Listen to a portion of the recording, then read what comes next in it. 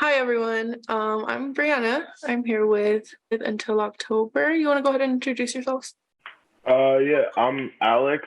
I do vocals and rhythm guitar, and I am one of the songwriters for the band.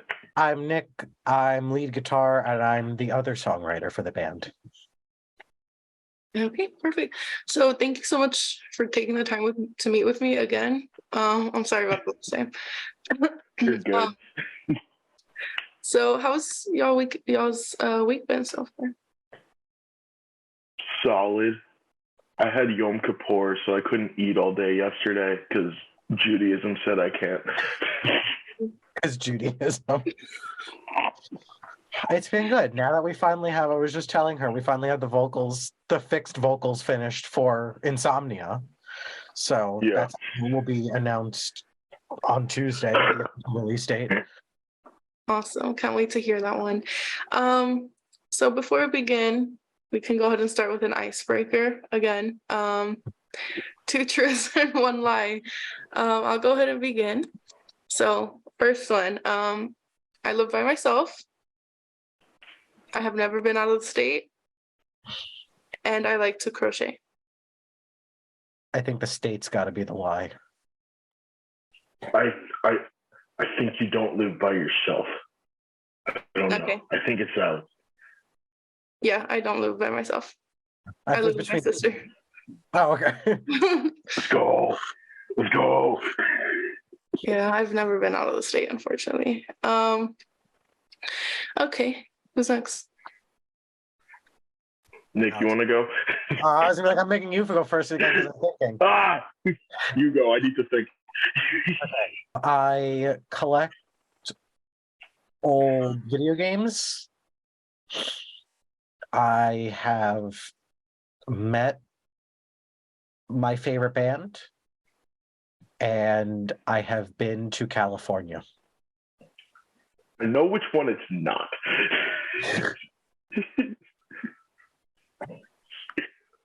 I'm gonna go with the California one. I'm also going with California. California is the lie. Yes. Yeah. You seem like you would collect video games. I do. I have an entire drawer of Super Nintendo games because you like to collect things. And I like old Mario games. All right, let's see if I can do this. I'm an only child. I only started playing guitar when I was like 16. I started voice lessons in high school. Sometimes I forget that we're supposed to pick the lie because I almost picked the one that I know is absolutely correct. I'm gonna go with the second one. I think you started Guitar before, yeah. Okay. Nick, do you have a guess or do you know all of these? I know all of these. Okay. Yeah, that's the lie. I started playing guitar when I was like 10 or 11. I almost said it was that you were an only child. Are you kidding? You've been to my house. My brain just like, God, this will happen at 1:45. You always yell at me for being like, oh, you have the bedtime of an 8-year-old. And this is why, because I'm like, you totally have a sibling. Who? It's me, I guess. Yeah. Honestly, at this point, yeah. Y'all close? Yeah. I am an only child. He is an only child, yeah. Yeah. That means all the college money just went to me. Oh.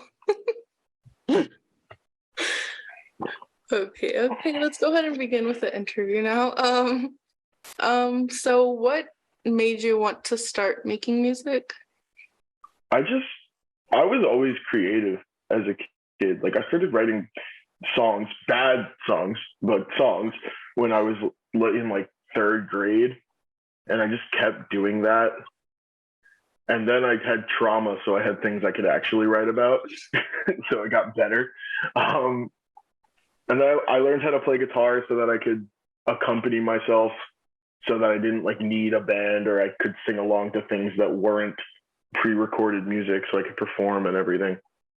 But my mom would sing to me when I was a kid, and she would sing me like Janis Joplin songs and like Beatles songs and like all that kind of stuff. So honestly, I just like always was around music and always really liked music. My mom said that she had a CD of just Hell's Bells by AC/DC on it because I would cry if a different song came on. And for like a year when I was a baby, that was the only thing that played in the car. So when I was little, it was this old show that lasted, I don't know, maybe a handful of seasons. Don't Forget the Lyrics, with Wayne Brady from Whose Line Is It Anyway hosting it. It was a great show. And on this one episode I happened to watch at the age of like 7, 8 max. They had Fortunate Son on there, and I wound up really falling in love with this song. And like it was like I had this iPod Nano, and that was it. And we found the CD for it, and it was the Forrest Gump soundtrack, and the first song on that is Hound Dog by Elvis Presley, and I was just like in love with Elvis. Elvis was my first ever musical obsession. And then I started kind of getting into 50s music, and one of my cousin's friends was over one of our whatever family barbecues, and he played Johnny Be Good on guitar, and I was like, that I want to do that. And I had never stuck with anything before in my life, and I asked my mom for a guitar, and she laughed in my face and said no. And then I used my birthday money and I bought myself my first guitar, and that was just like kind of it.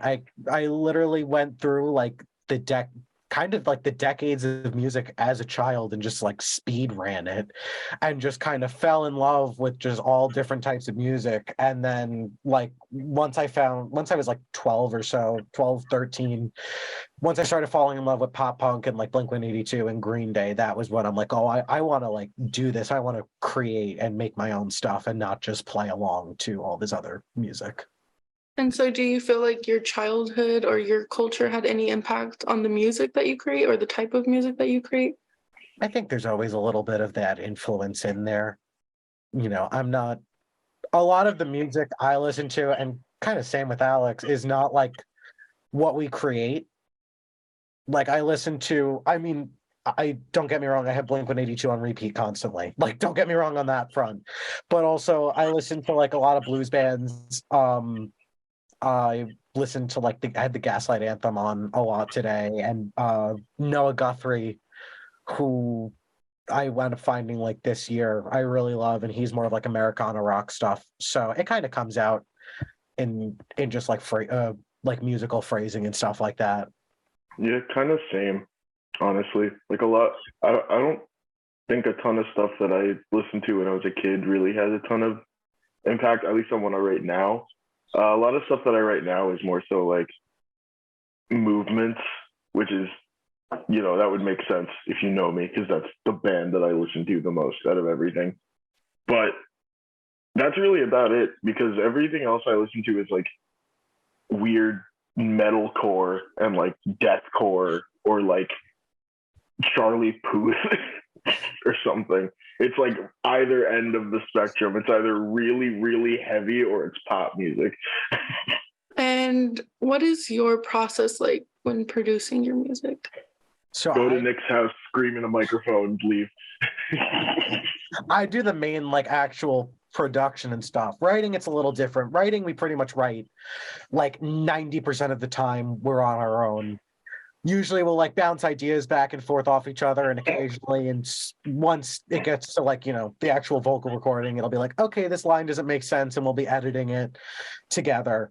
But for like production, it's kind of, I guess you would call it the sound design portion of things, because Alex tends to write mostly on acoustic guitar, and I tend to write, it's called in the box, like with the computer, with an amp. I loop it, and that's how I usually write lyrics. And then I'll kind of take control of like, not really take control of the lead stuff and stuff like that, because you do it a lot still. Even like with Bleeding and Absentee, you had that pretty much. They were like done and done. There wasn't really much editing. Yeah. Them. But like for Till I Die, which was one that we collaborated on, that was pretty much you handed that to me as like an acoustic song only, and I Yeah, I mean, like I had all the guitar parts and everything were there, but I gave that to you as like, these are the guitar parts and these are the words. I hate this chorus. Help. yeah, and then I got to like design the bass part, and then like the drums and stuff. I do the majority of the writing on that. So it's kind of how we go about it. And then sometimes happy accidents happen, and you're like, oh look, I didn't mean to do this, but I like it. The only reason I write on acoustic guitar is because I have to make sure I can sing and play stuff. That too. And you both learned like completely on your own, or did you take lessons on how to produce your music? In terms of producing, I started learning how to do that when I was like 17. There was like a class at the music school that we both used to go to that taught you how to use Pro Tools, which in retrospect probably wasn't the best thing to learn on, because now I like don't know how to use anything else and everyone hates Pro Tools, so I get made fun of for it. But I did that, and then I just kind of was slowly learning it, and then I took audio classes in high school, and now I'm like in college, and now I'm like significantly better at it. Yeah, you did that for mostly like, I mean, it was a part of your degree, but not really. Like I have an audio engineering degree, like it's a degree, but my minor was in audio engineering, so I learned fully like all the technical aspects, all those super boring aspects like signal flow and how to properly like, you know, mic an amp, and how to do. I learned some fun things. I learned like some synths and stuff, which I want to start kind of adding into the Until October stuff. Yeah. But it was mostly like I learned very much the technical aspect, and then it also helps with, you know, writing music also, because I was not a good writer until I started at my college, until I started like actually learning and producing and being like, oh, here's how to get my ideas like in the computer and being able to like loop them. That was when I wrote our first like real song for the band. It was my first semester at college. And so your music has a lot of topics of mental health. In what ways has music affected your mental health? In a good way and a bad way. Yeah, that was my guy. Yeah. In like a good way, it helps me get a lot of things out. Like I didn't talk a ton about, like, I mean, I do talk a lot about stuff with my dad, but I didn't get a lot of it out in like a way that I felt was helpful until I wrote Absentee. And then I was like, all right, sick. So that's there. But then like, there's like songs that I wrote my like junior year of college when I was going through some shit with someone. And I go back and I look at some of those songs and it gets me very sad. So like it helps to get stuff out, but certain things I just can't go back to because it hurts a lot. So it can be good and it can be bad. Yeah, I kind of agree. Like over the pandemic, I decided to I was just like, when we were so locked in and couldn't really do anything, I was like, I want to write a solo album and kind of like do everything myself just to see if I could. And I did, and I'm still planning on putting it out, but I have to like wrap up some stuff, and my focus just kind of shifted to Until October. But I like stopped listening to those songs for a little bit, and then I went back to some of them, and I was just like, holy shit. Like I forget how bad, like there are certain songs that are always kind of like playing in my head that I've written, but like there's 12 songs for that thing, and I'll go back to some of the ones I don't listen to as much. And I remember exactly what I wrote them about, and I'm like, Jesus Christ, like it really has sucked for 2 years. But then like a lot of the stuff, like Alex said, it also kind of helps, where it's like, will I rehash some topics? Yeah, like I think the topics of honestly grief and death are always going to kind of hang over this band and anything I really write otherwise. But it also helps with like closure on some things. Okay. So Nick, you post a lot on your Instagram about your music in general, but mostly about your instruments that you play. So what was the first instrument you learned how to play? Guitar. I actually have my first guitar literally right next to me. This was the one. It's covered in like sticker stuff, so I have to take it all. I got it for, I think it was $100 at Toys R Us. This is what I bought with all my gift cards that my mom said no to. And I got to give it a lot of credit. It served me very well. And after, ooh, now it's falling off the rack. After I learned that, I started learning guitar 2009. So I was 8, 9. A couple of years later, was probably like 10, I started learning bass. And then when I was 11, I started learning drums. And then drums became my main instrument till college. So for like 6 years, it was like drums all the time and still guitar. And until October started with me drumming in the band. And then I was just like, you know what? No, because once I started college, I didn't really have access to drums because I was not a music major, technically. I was a audio major. Mm-hmm. So I was really just playing guitar all the time. And then it was once I started shifting to really writing songs, I was like, I don't really want to play these songs that I've written and have this emotional connection with on drums. Like, it's fun, but it's not like, it wasn't kind of how I felt within the band. So I came back to guitar. It all came full circle. Okay. And what musicians have inspired your music, if any, and in what ways? For me, it's a lot of movements, just because a lot of their music is the reason I use like weird chords that Nick gets mad at me for, and and why I put like not on anything on this EP, but I put like spoken word portions in songs that are just like me yelling because it's fun. But because like Movements does that a lot, and I kind of took some of those elements and put them into our stuff. But then I like also like normal just pop punk, like The Story So Far, Knuckle Puck. I know this probably is for both of us, but like Neck Deep also. Like one of the songs on the EP, we literally are just very concerned that we're going to get copyright claimed over a Neck Deep song. So, which is where the production comes in, because I made it less like that. Exactly. That was actually my job with that song. It was, please make this sound less like Neck Deep. So we didn't. Yeah, no.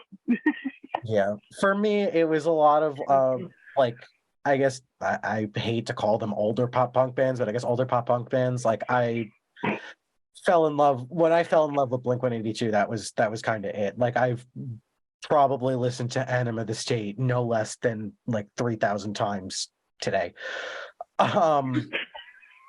And then like Green Day and Sum 41 and the kind of all like the TRL core, the early 2000s pop punk bands.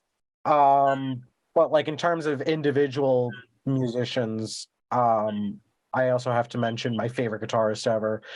No one ever like knows him in anything, but Neil Giraldo, who's the guitarist for Pat Benatar, has had a serious influence on me, like wanting to play guitar, because I remember, in addition to everything I said before, like playing Guitar Hero and hearing Heartbreaker for the first time, and like that was one of 3 songs that just sawed my brain in half. It was Heartbreaker by Pat Benatar, Hot for Teacher by Van Halen, and Crazy Train by Ozzy Osbourne.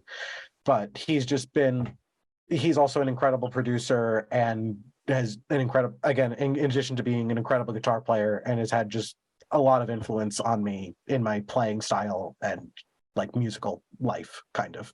Okay, so your band name is Until October. Can you explain the meaning behind that name? Okay, so I'm gonna get it out of the way. It's not a Green Day reference. We It should. has nothing to do with Wake Me Up when September Ends, but we're gonna start telling people that it does. We're gonna start being like Blink when they just added the 182 because they were gonna get sued, and then they just started making up reasons why they added the 182. But it literally was just the concept of the band started in July, and then we didn't have our first like actual rehearsal until October. And Alex was like, "What if we did like from July until October?" And I'm like, "We're not being The World Is a Beautiful Place. That is too long. That is not fitting on a t-shirt. What if we just longer than The World Is a Beautiful Place? What if we just made it until October?" And he was like, "Okay." And then it just kind of stuck. And there was a portion of time. Yeah. We were like, "Are we gonna keep this? Like, it's kind of like childish and like not really the best band name." And then I'm like, "Is any band name like a really good band name, to be honest?" No. So then we were like, "We're just gonna keep it because we're emotionally attached to it at this point. It's been 6 years." Okay. Yeah. Interesting. So your new album, Happiness is Fleeting, is coming out this month. How has making this new album been different than making New Beginnings? Well, I was home. That's a big difference. You were home. I actually knew how to record this time because I pretty much did New Beginnings like top to bottom. Like I wrote the entirety of that EP. I recorded all the instruments for that, minus vocals. I mixed it. I did not master it. Shout out to Billy Adams who mastered it for me. But like I did the best I could with the tools I had available to me at that point in time, because I did it through the pandemic. I did it through 2020, but those songs had been written for like way prior. Like the original. We've been trying to record that for forever. We really were. The original plan was to do it summer 2020 and just like do it well, and then it didn't happen. So I'm proud of it in that it's my little gremlin child. Like I love it. Those songs are still really good. Most of them. Recovering, I'm not gonna lie, I have a slight vendetta against because it was literally like that was a nightmare. It got deleted 3 times. Like I recorded drums, the files were corrupt, it got deleted. I did it again, it got deleted. I went to mix it and I lost one of the drum files, so I had to like do like trickery to do it again. But like this was a much smoother process. We've had a couple of like delays and hangups. Like, all right, you needed to redo the chorus to Insomnia, like big whoop. That was nothing compared to the hell. I could also literally just do that in my kitchen. Yeah, that was also like Alex also has an at-home setup for a lot of things, like the harmonies and stuff. He was like, "We should add harmonies." I'm like, "I'm not a vocalist. I didn't think of that." So he just did them in his room or in his kitchen. Oh no! In my kitchen. At 2 a.m. because I got the files emailed to me and it timestamped them for 2 a.m. and I'm like, "You have problems." But this EP, honestly, I think it was just like it was bigger, just like sonically. I think the songs took like a big step forward, got a little darker, but like they had all just kind of took a big step forward in terms of like production value, sonically speaking. Just everything got better. Even like stuff down to like the album art, we have like a theme for it. Like there was a theme for everything pretty much from inception. It was very cohesive all around. Mm-hmm. And New Beginnings, it was just like these songs need to get out or else I'm just like that was what we were at with New Beginnings. I didn't even know when that EP was coming out. Just all of a sudden Nick texted me like, I saw Nick posted on like his Instagram, like this is out, and I was like, "Oh fuck!" Because there was no advertising campaign, nothing. It was just bare bones. I am getting this out to get this out, and we are gonna do better the next time. But I need to come out for my own mental well-being. Wasn't that like September 2021 or something? It was November. It was November. whatever day Taylor Swift released Red, Taylor's version, was when that album came out. I love that's like That's how the you only know reason when that came out. So whenever Taylor Swift posts the 1 year of that, I'll be like, oh, we need to go post the New Beginnings EP because I don't remember. It's my gremlin child and I do love it, but it almost But you killed don't me. remember its birthday. No, I love it very much. I did make it a promise as I was uploading it to DistroKid for distribution, was that if we are still a band for like either our 10-year anniversary, which is probably more likely, I'm already like killing our band off. I don't know why I'm doing that. But if it like more likely time-wise, I'll say it like that. I don't want the band to end, or like for its 10-year anniversary in 2031, I will redo it, and I will redo it properly because Soaked in Bleach deserves better. I am saying it, out of all those songs, that song deserves better. Deserves better than its mono room mic and not even a hi-hat mic. It deserves better. I just use this as a tangent to talk about this, and I'm sorry that you have to edit this, but I think that encapsulates my feelings on both of these. If you have anything to add, Alex, you can add it too. Nah. We'll just leave it at that. I don't even remember what the question was. It was about how this album was better. And I just went to right. New Beginnings. I wrote songs on this one too. That's like You did write songs on this one. That does make it better. That automatically. Does it though? Yes. Okay. To be honest, yeah. You didn't write Recovery. Jesus. Oh. I love that album once again.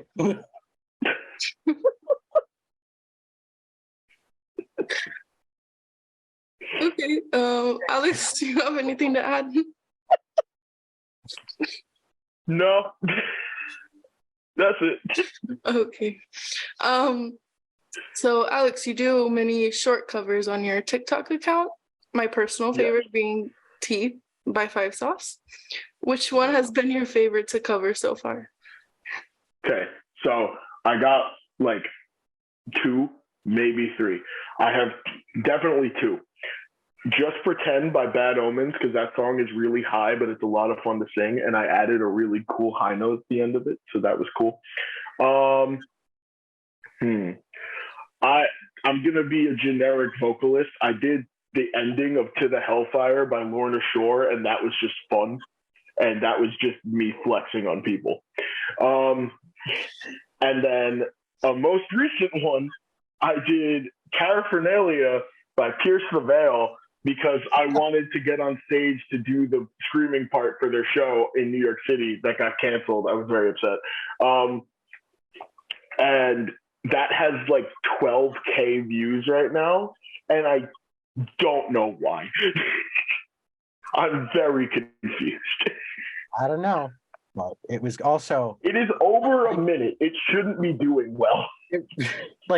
Algorithm-wise. My favorite cover of yours is from way too long ago before you started doing these, is when you did Seasons of Love from Rent, because I love that song. Oh, yeah. That cover was great, and you should do another one. Just because. Okay. Only because you asked me to. My birthday's coming up. You should do it for me. That's true. Okay, and what has been your biggest inspiration for this album? Or who has been your favorite? Yeah, I think this album was just it was just like life in general. Like it was a pretty heavy 2 years, just like even aside from the pandemic. Like it was a lot for both of us personally, just like, again, even in the world. So it was just like, there's a lot of grief in the album. There's a lot, like, we joke that the songs in the album and the album in general is just like it is so much heavier and sadder than it was the first time, because it starts with like the song I was writing while having a panic attack, your depressive breakdown song. I'm trying to go in order. I can't sleep. I broke up with my ex and I'm sad, but now you're over it. Um, once again, grief. And then Daddy Issues the musical, which was our joke title for Absentee for the longest time. But it was a lot of real life, because I can't personally write like from an outsider's perspective. I really tried, but I haven't been able to. But same. Yeah, honestly, same. Like the 3 songs that I have like contribution for in terms of like writing are about my absentee father, my ex-girlfriend that I was going through a bunch of shit with, and being suicidal. Like they're not like happy subjects. Some of them sound happy. They're not.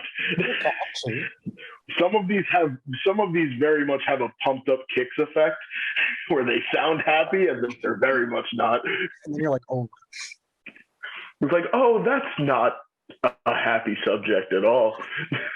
So just a bunch of sad shit, really. Hey, now Nick, do you have a favorite guitar? Yes. And I also see our clock is counting down on our thing, so I'll be quick, but I'm pulling it out again. This is my back to grief on the album. I went to Nashville over spring break because my sister passed away in January, and my mother and I deeply needed to go get away. And I was like, basically, this was her kind of graduation gift to me for finishing college. It is Custom Shop 59 Les Paul from Gibson. It's been my favorite guitar of all time. It will always be one of my favorite guitars of all time in general. I just smacked it into another one, so that shows how much I love it. It's fine. It's taking a beating.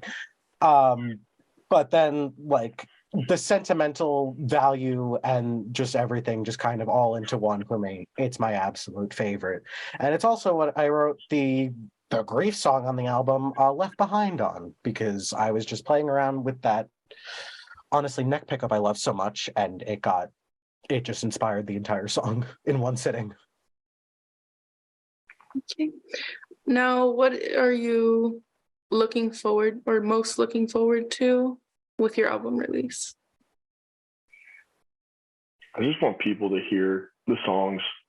Like a lot, I've had most of these songs for a bit. Like at least 2 of them I've had for like at least a year.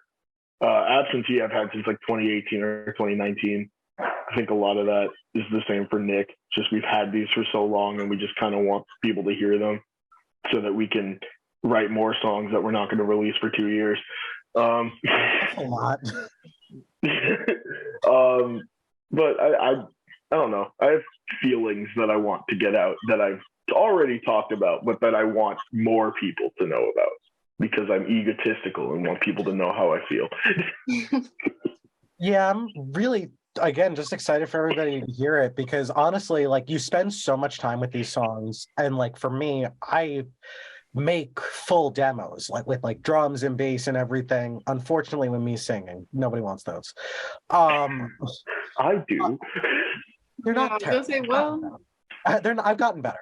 But like, you kind of get in your head with them. Like, you've listened to them so much, and like we've been we've been hearing like test mixes and stuff for Absentee, and I like forgot how good that feeling was until Absentee came out. And I was like, oh man, like I listened to it probably like 8 times that night it came out, just because it felt so good to have it like in the air. It's not like I haven't heard it. I heard the master, I approved it, but like it felt good to have it out there and like in the air and where people can listen to it. And we've got a great response on it so far. So it's been really nice. All my friends in college that have already heard it with my old band are very happy that they can finally listen to it. And I'm sure a lot of my friends who have heard me talk about half these songs for way too long are going to be happy when, like, Insomnia especially comes out. Probably. Okay, well, our timer is at 2 minutes. Do you have anything else you want to add to anyone out there? Stream the EP. That's it. Tuesday for the single announcement, not release. Announcement. We're Yeah. announcing it. On Tuesday, right? Yes, Tuesday the 11th. It's your birthday. Okay, perfect. Well, thank you so much for meeting with me again. Yeah, no problem. I think this would be better than the first time. Yeah. I'm with that 5-minute rant on New Beginnings. Great material. Oh, yeah. That is content. Okay, well, you guys have a great rest of your night. Thank you for meeting me. Thank you. You too. Bye. Bye. Bye.